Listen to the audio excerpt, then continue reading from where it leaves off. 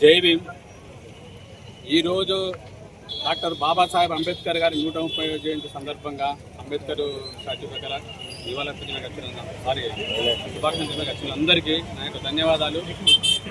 బాబాసాహెబ్ అంటే ఒక వ్యక్తి కాదు, ఒక శక్తి. శక్తి కంటే మించింది ఏది ఉంటుందో దాన్ని మనము అంబేద్కర్ గురించి చెప్పుకోవచ్చు.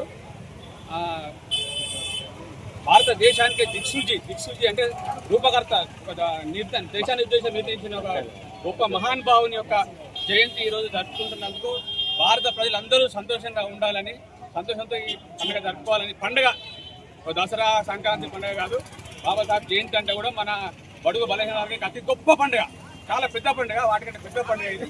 ఈ పండుగను అతి గొప్పగా సంతోషకరంగా జరుపుకుంటున్న ప్రతి ఒక్క బడుగు బలహీన వర్గాలు, బీసీ నేతలు, భారత ప్రజలందరికీ నా యొక్క శుభాకాంక్షలు.